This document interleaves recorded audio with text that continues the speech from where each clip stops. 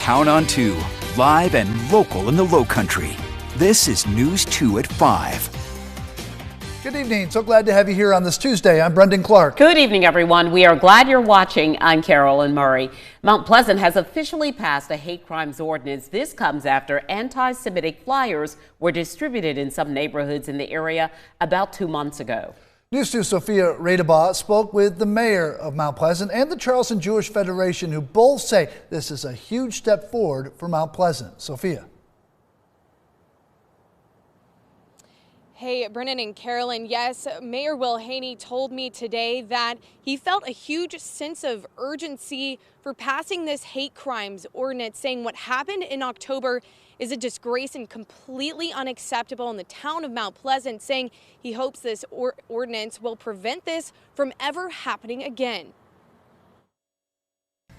In mid-October, 500 flyers promoting anti-Semitism were delivered in 7 neighborhoods across Mount Pleasant, an incident Mayor Will Haney says caused outrage in the community. In terms of numbers, the outrage, and I'm proud of this for our community, was from those who were not targeted by that, but mad that someone felt that was okay in the town of Mount Pleasant. Since that happened, Haney says the urgency to pass a hate crimes ordinance came to the forefront of council's discussions. But we felt it was time to do this because we wanted to send a strong message that Mount Pleasant is not a place for this type of hate and intimidation. Yesterday, town council took action and passed an ordinance to penalize hate crimes at a higher level. It states that anyone who distributes materials with intent to intimidate a certain people group will face a misdemeanor charge and up to a $500 fine or up to 30 days in jail.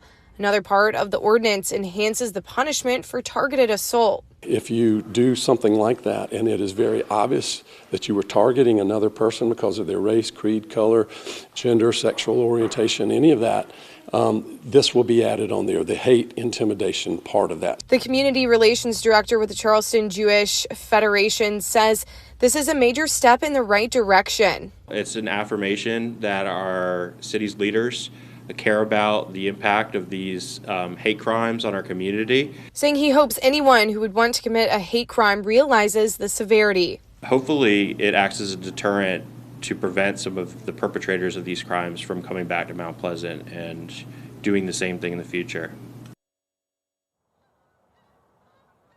Now, South Carolina is one of the 2 states in the United States that does not have a hate crimes law in the books. Leaders in Mount Pleasant say they hope their move yesterday will encourage state leaders to do the same.